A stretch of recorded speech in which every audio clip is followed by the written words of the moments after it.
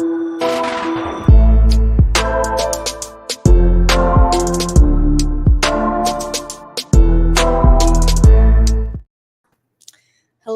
welcome everyone, and welcome to Kim Elia. We have such a special guest for you all today. I'm Alexis with Organic Consumers Association, and you're probably seeing me here on our Facebook channel or on the Millions Against Monsanto Facebook, or you're watching live or recorded on our YouTube channel. But we wanted to pop in real quick today, unannounced, with a wonderful guest, Kim Elia. He has a new movie that is being premiered this weekend at the JAHC. That's the Joint American Homeopathic Conference, right, Kim? That's correct. So the new film is Introducing Homeopathy. Yeah? Absolutely. And, we have some clips for you all about this film, but first you might be watching and you might know nothing about homeopathy, and that's sort of where I am. I've learned a lot from Kim and from Rose Welch, our director, who is also a practitioner of homeopathy. But if you don't know anything about homeopathy, you have come to the right place, because Kim Elia is not only a practitioner, but he is an educator, and he's been studying homeopathy since 1987. He graduated from the New England School of Homeopathy at that time, and he was in a clinical practice, and he did a pediatric practice. He worked with the author of the book Homeopathy Treatment for Children. And then he went on to he was the director of nutrition at the Heartwood Institute in California. He is now the CEO of Whole Health Now. So if you want to learn more about homeopathy, go to Whole Health Now. And it is a comprehensive, free informational resource for students of homeopathy, for professionals of homeopathy, and for folks like us who just want to learn about how homeopathy can help us be more healthy and how we can use homeopathy to treat our families. And today we'll be talking about how homeopathy can treat pets and even farm animals. So Kim, is there anything I missed in your bio and introduction that you want to share with us? That was great, Alexis. Thank you so much. And thank you to the Organic Consumers Association for all the amazing work that you do. It's really vital for the future of our planet and for the future of humanity and for the future of all living beings on this globe. So thank you so much. Well, it's our pleasure to host you today. I'm so excited because this homeopathy conference is in the DC metro area, so I will be able to be there in person at the film screening. But you shared a couple of clips with me, and one was all about how farm animals can be treated with homeopathy. And the really interesting aspect of this, there are a lot of doubters, people who don't get how homeopathy works. This idea of treating with a little bit of the poison or the toxin or the irritant that might be causing your illness, you go ahead and treat with a micro amount. Is that a fair way to describe it? Yeah, Alexis, hold on one second. I'm just going to be right back. There's some noise I have to take care of. Hold on a second. Okay. Well, I'll go on with my limited understanding of homeopathy, but I did get to see a couple of clips from the film Introducing Homeopathy. And one of the amazing aspects of it, the two clips you shared with me, Kim, are the one about the farm animals and the one about a pet who is actually a dog who competes in dog trick competitions. But it was really two heartwarming stories, or several stories from the farmers. And the takeaway, though, from someone like me who's interested, someone who might look to homeopathy, it's allergy season right now. I have certainly picked up homeopathy products at my local organic grocery store that have been very effective against seasonal allergies. But some people say homeopathy is mostly working based on our sense of the placebo effect, like we believe is going to work, and a lot of our intention goes into homeopathy and making it effective. But these two clips that you have for us today are about how homeopathy is effective in animals, and animals don't have the imaginations that people do, so they can't benefit from the placebo effect.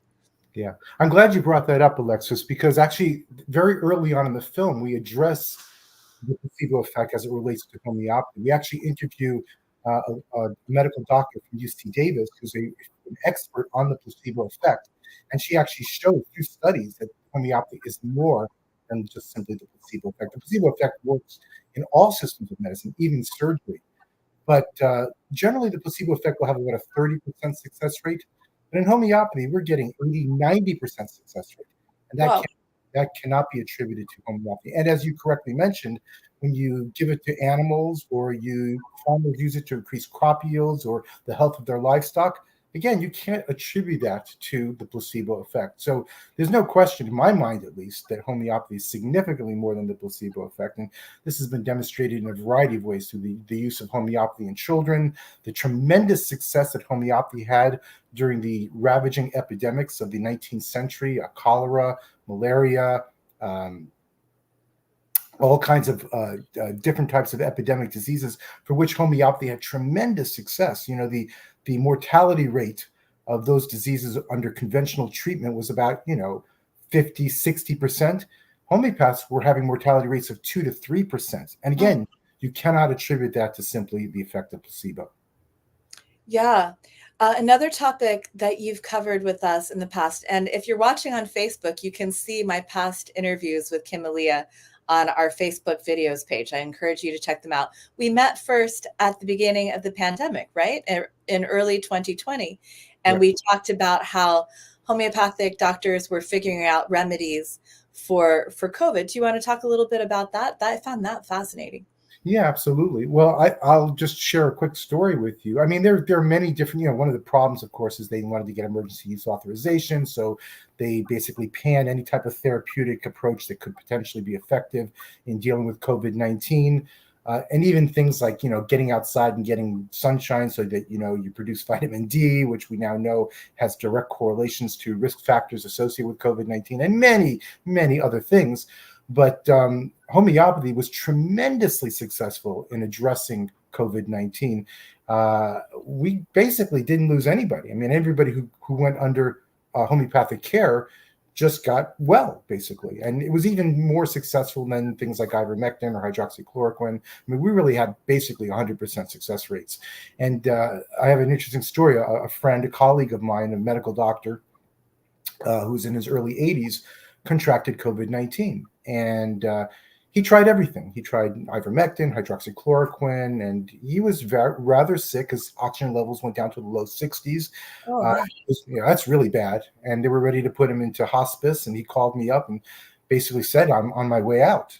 And so, based on some symptoms that he had, because homeopathy is generally works best if it's individualized. So you don't give a remedy for a disease condition as much as the specific manifestation or pattern of symptoms associated with that particular disease. So based on his symptom pattern, I gave him a few different remedies. And within 48 hours, he was basically asymptomatic. And then the following week, he went off to visit his sister in the UK. So that's the type of stuff that we saw. I mean, I was working with people in hospitals in India on intubation, who were basically on their way out, basically bedridden. So yeah, homeopathy was tremendously successful, and it always has been highly successful in the treatment of acute infectious diseases. It's Yeah. really shown itself to be very powerful in that area. My cousin Susan Linares, she does Chinese medicine. She practices in the Seattle area, but she's always making sure that the family has everything they need, So she gave us flu nosodes. Am I saying that correctly? Yeah, influenza nosodes, sure. Okay, so she made sure we all had flu nosodes. Around the time of COVID, I guess it was before COVID started, but I had it laying around, and I think I actually got sick based on my husband getting vaccinated. But whether I got sick from COVID or sick through that, I was looking, I didn't want to go to the doctor. I wasn't that sick. And I was just laying in bed feeling miserable, searching around in the medicine cabinet, like, what might I take so I can feel better? And I ended up taking the flu nosode. and I felt like it helped. Am I crazy? Was that just placebo, or do you think the flu nosode would help for COVID?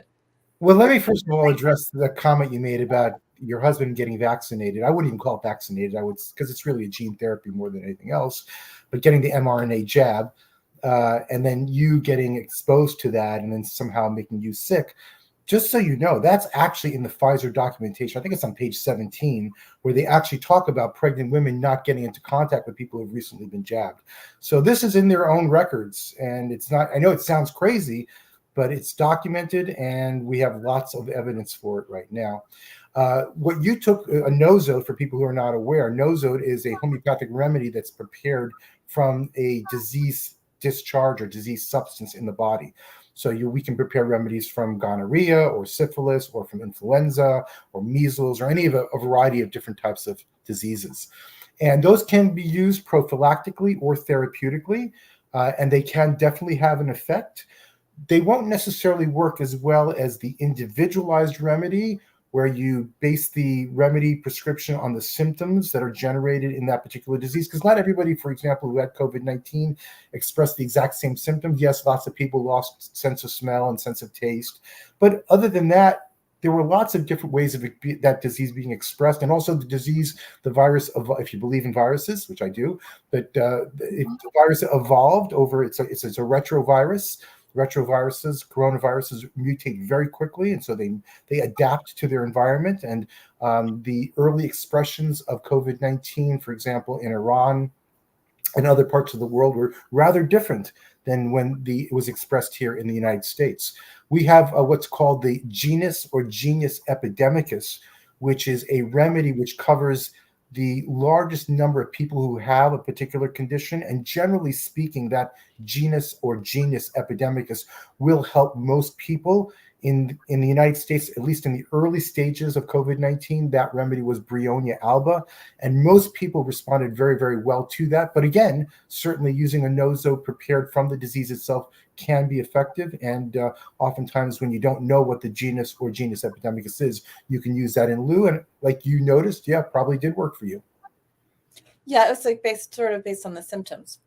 Yeah. Absolutely, yeah. So we've talked, now we're getting deep into this because we're getting into how homeopathy works, how the preparations and treatments are formulated. What is, just to explain it, when you got up at the beginning of our talk, I tried to explain what homeopathy is, but I'm the wrong person to do that. So could you give us a brief explanation of how homeopathy works, what it Sure. is? The truth of the matter is we don't really know how it works. We know that it does work. There's lots of research to document that it does actually is effective and goes beyond the placebo. But the actual mechanism of action, we're not absolutely certain. There is a lot of research out there. For example, Nobel laureate Professor Luc Montagnier, subsequent to his discovery of the HIV virus, was able to conduct certain research where he diluted things beyond Avogadro's number. Avogadro's number means that there would not be even one molecule of the original substance remaining. And what he found was that even when things were diluted beyond Avogadro's number, that there was this electromagnetic frequency that was retained in the fluid, in the diluent, and that when you would put peptides into that diluent, that it would recreate the bacteria or the DNA strain that was originally there, even though it had been diluted out of the water. In other words, there's some type of information pattern that is contained in the water, which has properties, which has electromagnetic frequencies associated with it. I think the best way to explain, though, in my mind, why homeopathy works based on the law of similars, because that's really what homeopathy is. Homeopathy is the idea that if you give a substance to a healthy person and it produces certain symptoms, that it will address or cure those symptoms when they arise as the consequence of a disease process. So, for example, if you ate belladonna berries, you would get a high fever, your pupils would become dilated, your face would be flushed, your hands would become cold, you become delirious, you'd imagine giant wolf's faces and cucumbers on the bed, all kinds of crazy things. If a child came in with symptoms of high fever and a flushed face and dilated pupils and hot head and cold hands, that would match the symptoms of belladonna. And when we would give that belladonna, it would address or mitigate or even eliminate those symptoms altogether. Now, at first, that might seem a little strange. Like, well, why would giving something that produces those symptoms necessarily cure them? Well, from a homeopathic point of view, we see symptoms as the attempt of the body to bring itself back into a state of health and balance.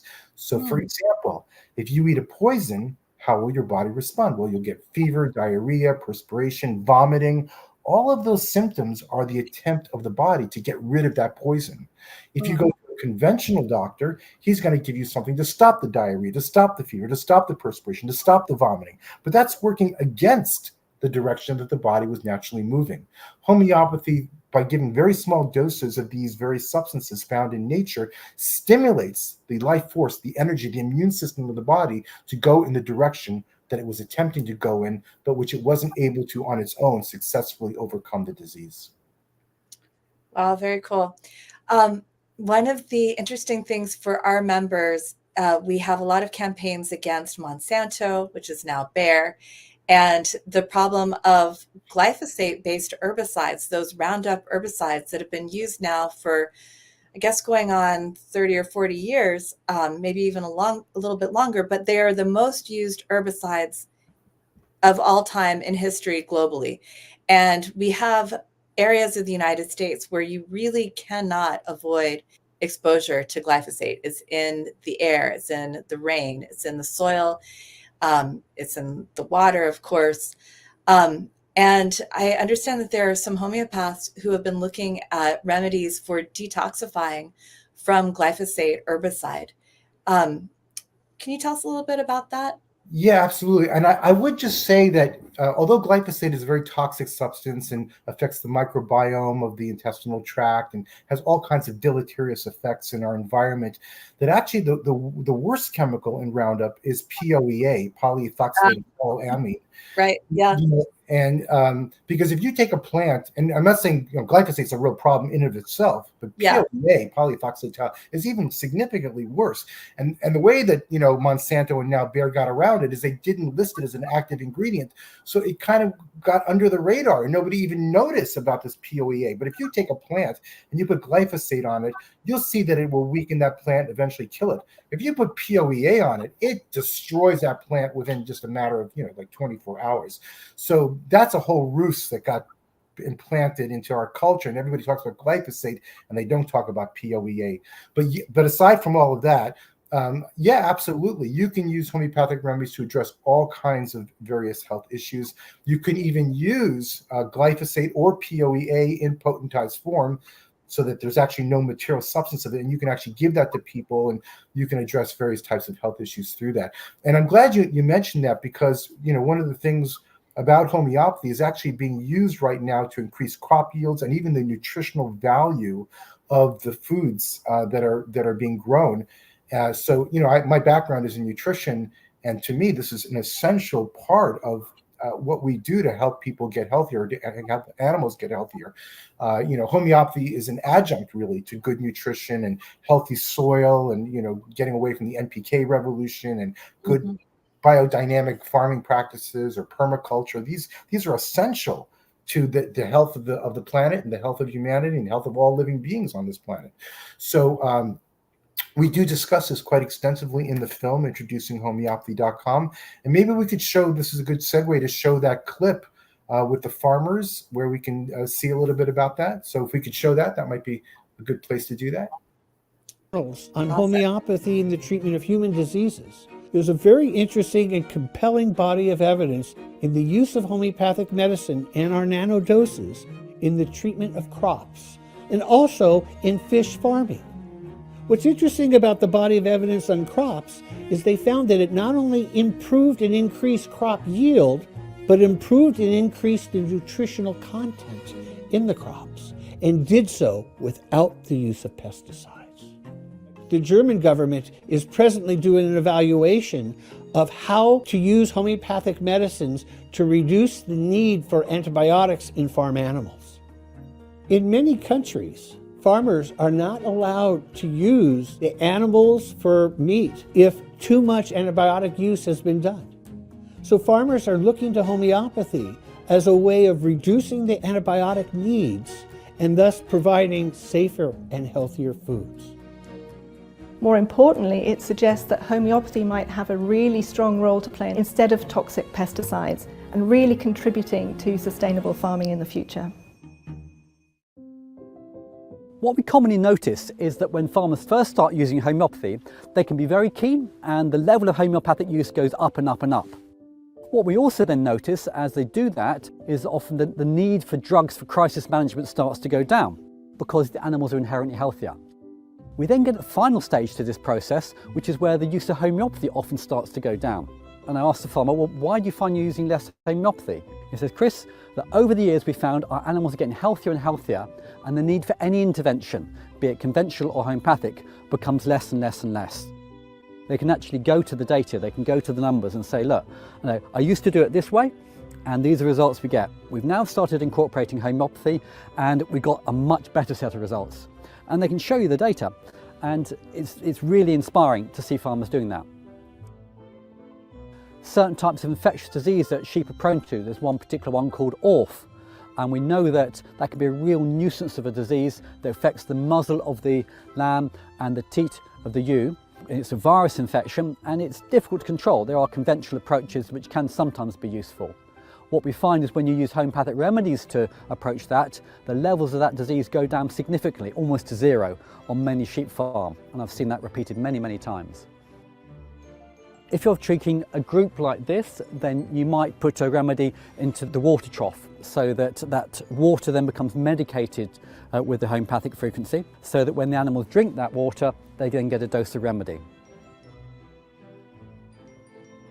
These girls have got their rams in with them at the moment, so we've literally just started tupping a week in, and so you can imagine there's a little bit of bumps and bruises goes on there, maybe a little bit of leg strain on the rams, so we would drop some appropriate remedies for that into their water trough, pop the remedies into a lemonade bottle or something similar with some water, shake that up, bang in a bit as you walk up the field, tip it in the water trough, job's a good one. They're all pretty much going to go and drink. I've been an organic farmer for a long time, and I've been doing my best to keep my animals healthy in the first place. And having poultry, I was a little bit worried about what we were likely to do if the animals got ill. And having used homeopathy in the children, it was a sort of light bulb moment that said, well, I can use this on the animals as well. And we used it in rather a naive manner, I would have said, in the first place, but it worked. And for 2 decades, we didn't use any antibiotics at all in our poultry.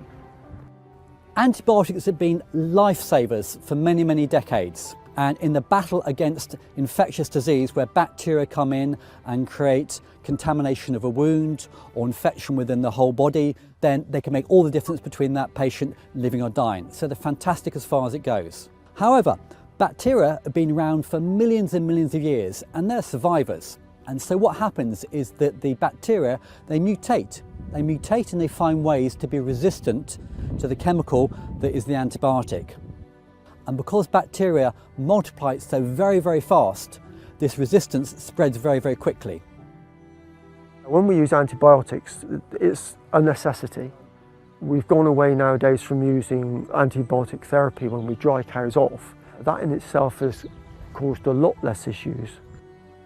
When we use antibiotics on our cows, the milk is discarded without fail, no exceptions. So it's poured down the drain. We can't feed it to calves because it then gives them the same problems it would give humans. The bugs would get immunity to antibiotics when they're needed. We find that within the milking system, that the instance of mastitis in farms is always a key problem for any dairy farmer. What we found with farmers who start to use a whole health approach and applying homeopathy intelligently and creatively and with a good methodology, if they do that well, then you'll find that the incidence of mastitis on these sorts of farms tends to go down. This is for many reasons, partly because homeopathy is very, very good at treating the mastitis, and also it's very good at catching it before it becomes a major problem. For the past year, we've been putting some proactive, prophylactic, homeopathic remedies in the water, bearing in mind that we know what's going on the dairy farm, so we're using these remedies to keep the cows in balance And Andrew himself will tell you there have been some quite exciting revelations for him, and the general health of the animals has raised so that we just don't get the problems that we're used to. And that is fantastic.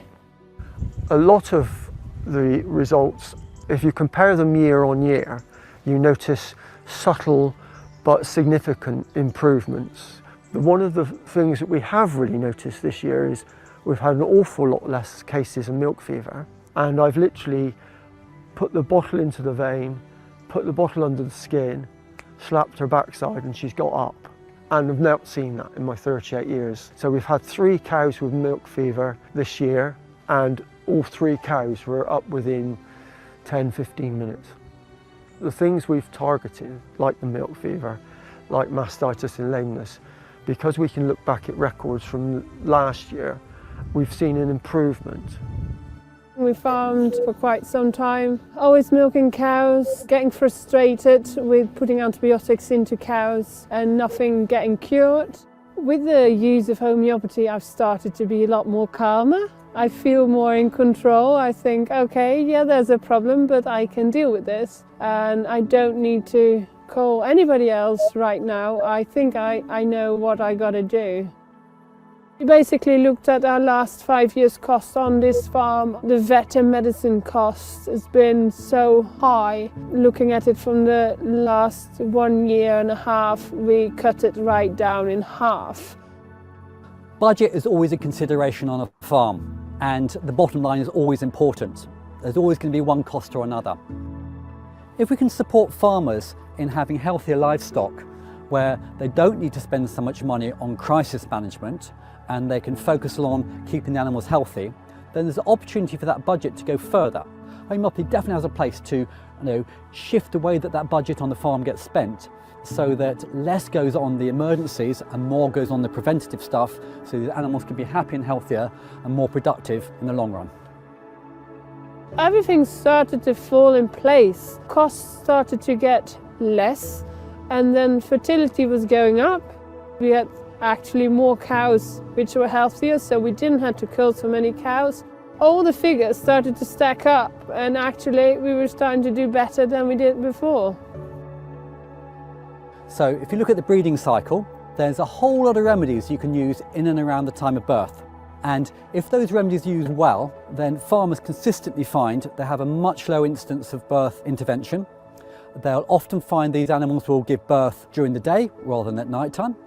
The quality of the afterbirth as it comes out is commonly reported to be much healthier, and the recovery after the birth tends to be a lot quicker. It also follows on for the young ones that homeopathy can be helpful. You get the young stock coming out, which is into a brand new world, and they're there and they're vulnerable to all sorts of potential problems. If the farmer's trained well to use homeopathy for those early stages of that particular calf's life, then you're going to minimise the incidence of disease as these young ones grow up. Suddenly no mum, no milk, that's a bit of a stress. And we all know that dis-ease leads to disease, so we can stop that by putting some remedies in and allowing those animals to kind of go, okay, yeah, it really was my time. I was enjoying a bit of a comfort suck on mum, but really it was my time. I'm moving on to play with my teenage mates now. People who go, oh, my lambs, they call, they make such a noise when I wean them. Well, if you use those appropriate remedies at that time, you'd probably find that all that stopped. Countless times when people who've come new to homeopathy and farming and things have come and then gone, oh, you won't believe it, I used those remedies and it really worked. And now, none of them are calling, none of them are waiting at the gate, everyone's settled and happy. So for me, it's a low cost, very effective way of preempting a lot of the situations. An animal cannot tell me that it is a placebo. Actually, I just put it in the water. They don't even know it's in the water and they still get better. And they actually come to you and they stand there and they just take it. And when they take that, you just know, and you say, yes, thank you, yes, thank you. And it's just so good.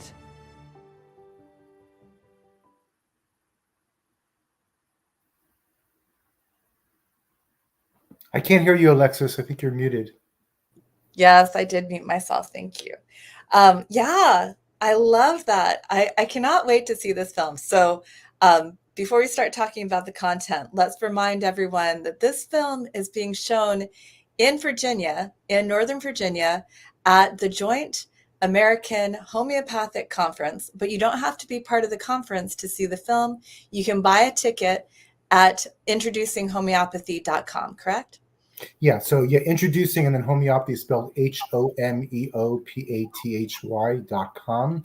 And there's three ways that you can see the film. You can either attend the Joint American Homeopathic Conference, and then as part of your enrollment in the conference, you get to participate in the red carpet event, which is Friday night, April 19th.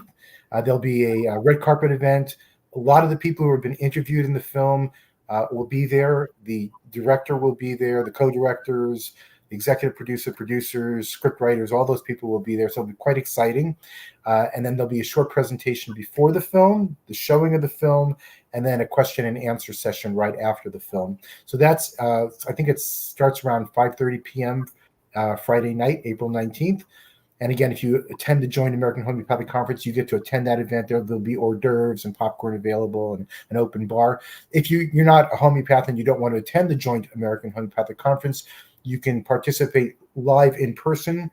It's $65, but you get the food and the popcorn and all these other things and get to participate in the event. Or if you're not able to get to Reston, Virginia, which is right outside of Washington, D.C., you can purchase a ticket for $25, a virtual ticket, which allows you to participate in the red carpet event, the showing of the film, the presentation before the film, the Q&A afterwards. And also it's available for about 48 hours after that. So you can see the film, not the red carpet event and the Q&A and the presentation, but the actual film itself will be available for about 48 hours, Sunday, midnight, that weekend. And we really encourage people you can purchase multiple tickets if you want. And you can also, what we really encourage is to have a watch party. Invite your friends, family members, colleagues, anybody you would like to show and expose homeopathy to. And I think that they will, at the very least, want to further investigate homeopathy, because I think we make for a very compelling argument as to why homeopathy should be incorporated in every healthcare system around the globe. Yeah, definitely. Yeah, I feel very lucky that there are homeopathic remedies at my local grocery store. I shop at Yes Organic Market in DC, and they always have a whole lot of homeopathy things. And so I always try that first. And I usually do avoid going to the doctor, so it works. That's great. Good stuff. I'm curious about the folks in the film. So Kim Elia, you are the executive producer, right? My wife and I are the executive producers. Nice. Mickey, that's right. And Mickey's last name? Same last name, Elia. Okay. Yeah. All right. And then, so the folks who we saw in the film, who were we watching? Well, those were a group of farmers for the most part. We actually, the camera crew went over to the UK, and we interviewed, I think, maybe 6 or 7 different farmers, dairy farmers, cattle farmers, sheep farmers, goat farmers, and also farmers who were using homeopathy to increase their crop yields and the nutritional value of the plants that they're growing. And so those were just people who were actually there. But it's a great question that you're asking about who's involved in the film, because we've interviewed over 30 medical doctors, about 15 naturopathic doctors, maybe 50 lay homeopaths. We have 2 Nobel laureates in the film, Professor Luc Montagnier and also Professor Brian Josephson. Brian Josephson won the Nobel Prize for some discoveries in quantum physics. And there's actually even in quantum physics a particular area that's named after him called the Josephson effect. And he's done some research into water memory, how you can dilute things beyond their material substances being still contained in there, and yet the arrangement of the water molecules could still pass on information and have an electromagnetic effect. So we interviewed 2 Nobel laureates, probably 5, 6 different PhDs, a number of veterinarian, medical doctors. So really a whole slew of people. I think we probably interviewed about 150, 160 different people. We have about 160 hours worth of footage. So, we have enough film footage to actually make multiple films. We joke around, say eventually we'll do a little TV sitcom about homeopathy. But yeah, it's it's just so a lot of the people who were interviewed in the film, a lot of the medical doctors and the executive producer, directors, all those people will be there available to talk and answer questions, and it should be really exciting. I'm really looking forward to it. Yeah, it's cool. So who is the narrator for that part of the film? So that's a great question. The narrator she's actually a Shakespearean actor. Her name is Emma, but she is in there right now because we're currently in discussion with Morgan Freeman's production company to have Morgan Freeman narrate the film for us. And that looks very positive. I think that is actually going to happen. I just actually sent off the full rough cut. What you're actually watching, what we showed you there, is really a rough cut, but we just sent that off to Morgan Freeman's production company, and I'm very confident actually that he will want to jump on board for this project and narrate the film for us. And you can imagine the voice of God, right? Narrating a film about homeopathy. So that's what we're counting on for the very near future. Nice. But there was a man sitting in a chair. He had a little beard under his lip. And then the man who was in the field with the animals, who's doing more narration rather than... Yeah, he's not the narrator. He's one of the people that we interview. That's Dana Ullman. Okay. Dana Ullman has a company called Homeopathic Educational Services. They distribute books and other types of homeopathic resources. And he's been involved in homeopathy for pretty much longer than anybody that I know of here in the United States. Wow. He matter of fact, when I first started studying homeopathy, the only person who was around selling materials was Dana Ullman through Homeopathic Educational Services. And I remember I went to his website. He probably didn't have a website then. I went to somehow found his company, and I called him up, and I ordered all these tapes about homeopathy, and I would literally listen to them, from morning till night. And it was really pretty amazing for me because maybe I shared this story before, but I went to visit with my parents who were living in Geneva, Switzerland. And at the time, my parents were ready to get divorced because my mom was a very challenging person. She was very bitter, angry, unforgiving. I mean, when I was a kid and she thought that I had done something incorrectly, she wouldn't talk to me for 6 months. And so my dad, after decades of being married to her, was fed up and was ready to get divorced. And at the time, I was reading this book by a very famous homeopath by the name of George Vitulkas. And I was reading through the book, and I got to one of the remedies called nitric acid or nitricum acidum. And it's a remedy that's characterized by the 3 Ps, which is pissed off, pessimistic, and a pest. I was reading it, and it was as if George Vitulkas personally knew my mom and was simply describing her in the book. And I knew enough to get some confirmatory information. So I went up to my mom and I said, because one of the food cravings for nitric acid is pickled herring. So I went up and I said, Mom, how do you feel about pickled herring? She said, oh, I love it. So I started giving her nitric acid. And my mom went through this miraculous transformation. She went from this bitter, angry, unforgiving individual to someone who was literally singing and dancing around the house. And I remember the song she was singing was Can't Buy Me Love by the Beatles. And you've probably heard the expression, you can't be a prophet in your own hometown. That people who've known you for a long time always perceive you in the same way. And maybe you're 35 and you have this idea about, starting a new business, and your parents and your friends remind you of how you tried to start a lemonade stand when you were 3 and it didn't work out. And you said, well, I was 3 and now I'm 35. But after my dad witnessed the transformation in my mom, he came up, he shook my hand. He said, I don't know what you've done, but from now on, I support you 100%. And my mom, even years later, she would call me up lovingly, telling me how wonderful I was. And I would always look at the phone and think, who is this? Like, what happened here? And my parents never got divorced. And I gave a remedy to my dad, and his prostate issues disappeared. And he didn't have to get surgery. So I was very fortunate to see these just amazing results very early on in my practice. And, that's just continued until this day. Wow, that's so amazing. Well, I can't wait to see the whole film, but we have one more clip that's a really nice one. Corey, you want to roll the next clip? Thanks, Alexis. This is Joker. He's a 6-year-old border collie. Joker was a typical dog. He was running in our yard with our dog Charisma, and he managed to be looking at her and not where he was going, and he ran into a large boulder. At that time, we were not aware of the damage that he had done to his knee. It didn't look like there was anything broken other than a significant puncture to his right knee. At that point, we had 4 vets take a look at him, and he was cleared to go to World Games Seno Sports in Tennessee. And while he wanted to run, we didn't feel he was moving in the way that he should have been. So at that time, some x-rays showed us that his right kneecap had had such impact with the boulder that it actually deadened the bone, lost circulation, and a portion of that bone had died. So he lost part of his kneecap. We took him into Jody, and at that point we thought we were going to have to do management care, and he was no longer going to be able to do agility, and we would find other things that he could do. Joker had a reaction to a medicine long ago, and it made him very, very fearful. And that's when I first started treating him homeopathically. I gave him a remedy, and he became much less fearful. In fact, pretty much not fearful. Bones don't have a lot of vasculature. And usually if a bone loses its vasculature due to trauma, it won't grow back.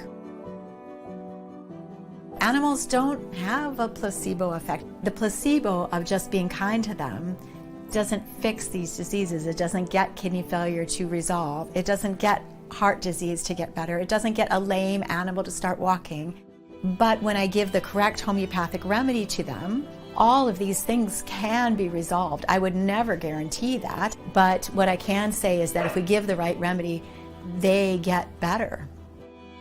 So it's pretty unusual. It's very unusual that all of a sudden, he gets it rechecked and it's back and it's there again.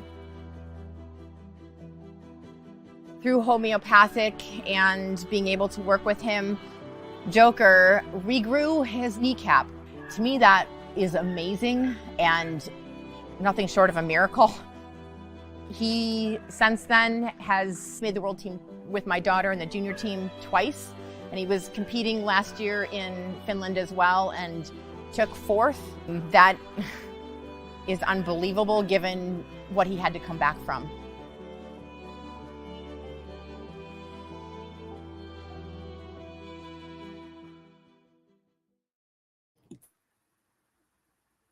You're muted, Alexis. Oh, sorry. What a heartwarming story. And also a verifiable medical miracle. Like, geez Louise, have you seen anything like that happen in people where you have like a deadened bone that comes back to life? Oh yeah, you can see unbelievable results with homeopathy. I mean, things that are just beyond your imagination. I was at a conference and there was a young woman who had impetigo, and I did the case in front of the class, and literally within 60 hours, her face, which had been completely scarred with scabs and ulceration, was completely gone. And theoretically, your skin can't even repair itself that quickly. But yet, she had a strong life force. She was fairly young. But even so, you see these types of things with homeopathy all the time, just profoundly dramatic shifts in people's health. And we actually have in the film a Romanian medical doctor, who shows a number of just very serious skin issues and other types of health problems that are resolved in a relatively short period of time just through homeopathic intervention. That's really amazing. Yeah, I was hunting around on the introducinghomeopathy.com webpage about the film.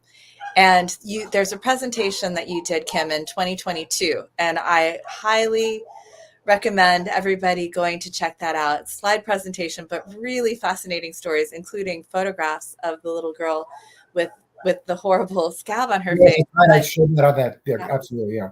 Amazing. Yeah.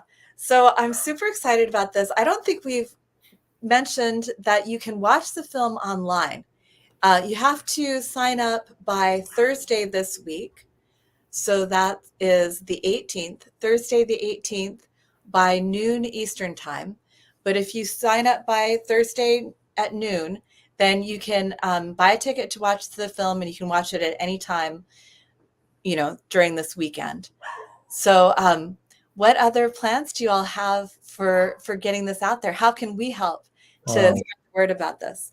Let me just mention, when you go to introducinghomeopathy.com, There's one of the pull-down menus that says exclusive screening, and that's where you'd find the information about purchasing the virtual ticket for $25. And we do encourage people to have watch parties, invite friends and family over or colleagues or whatever and show it. And what can you guys do? Well, you have been such great supporters, and we're so happy to have you involved in any way with this project. And just by getting the word out, it's fantastic. So thank you so much for that. We know Rose personally. She's a dear friend of ours, and we just feel that the work that you're doing is so important for our planet, and we want to work together with you to help raise the health of everyone, so that we have a healthier future. Because I really feel that the measure of our morality is not what we do for ourselves, but what we do for this generation and what we leave for the next generation, that we leave a better world than the one that we inherited. And the work that you're doing, and hopefully the work that we're doing through this film, will all contribute to that important objective. Definitely. Well, I can't wait to see you in person on Friday Absolutely. at the conference, at the film showing. Congratulations. This is a really amazing film. I can tell already just from these couple of clips, a wealth of knowledge. And please do check out the film, introducinghomeopathy.com. And also you can find Kim Elia at wholehealthnow.com. So thanks everybody for being with us today. Take care. Bye-bye. Thank you, everyone. Thank you, Alexis. Thanks, Kim.